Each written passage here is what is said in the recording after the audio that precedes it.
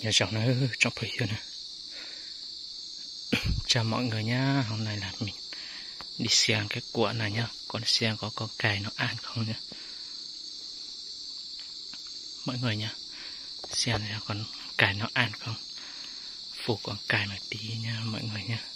Xem có cày về ăn cuộn không nhá. Hôm qua là về ăn nên hôm nay về phụ xem có con cày nào ra vào ăn được không nhá mọi người nhá. Cái cuộn này chẳng biết cuộn gì luôn nhá. Xem nhá, xem nhá, nó ăn cuộn nhiều luôn đấy. Ui giời, cuộn này nó ăn luôn, cày nó ăn lắm nhá mọi người nhá. Phụ một tí xem có thấy có cày nào ra ăn cuộn này không nhá mọi người nhá. Ui giời, nó ăn họ tiêu cuộn này. Đây nha mọi người nhá, đây đã phụt rồi nhá. Đây có con về ăn rồi nha mọi người nhá. Đây có một con đang đứng đây ăn, đứng trên cây này ăn. Đấy, đứng chỗ sáng sáng này ăn. Đấy, đứng chỗ lại xịt một phát nó rơi rồi. Còn hai con định lên ăn. Một con trên này nhá, một con trên này xịt một phát nó rơi xuống, thái rơi. Xịt hai phát này nhá mọi người nhá, thái rơi hai con này nhá. Bây giờ đi tìm xem có thái không mọi người.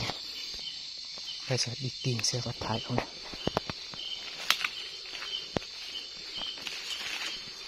Đi tìm dưới này xem có thái không. Nó rơi dưới này nhé.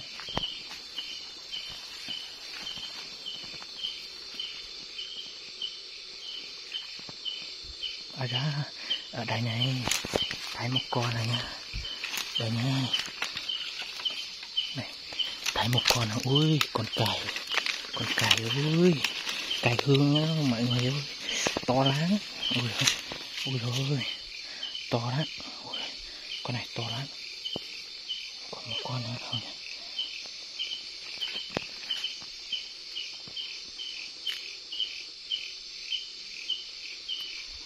Một con rơi xuống này, đi tìm dưới là xem có thấy không nhỉ?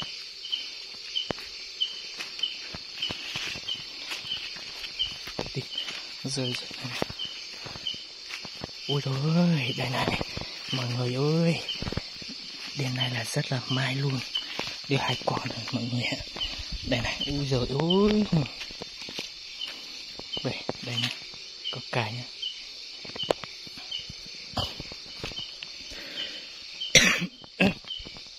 Đêm nay là rất là may luôn này.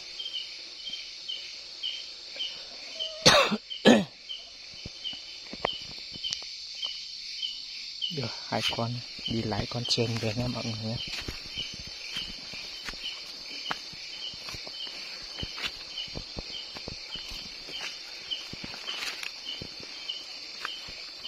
Con đây nhá, đây con này to đấy,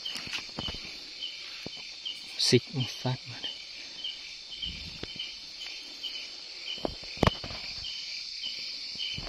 Quả đây ăn quả trên này này mọi người ạ. Đây cuộn này, 3 bồn to lắm. Đây cuộn này, mùa này thì con cày ăn lắm đó mọi người nha. Con cày có là ăn cuộn này luôn nha mọi người nha. Đây coi một tí như thế nào cho mọi người xem đấy nha mọi người nha.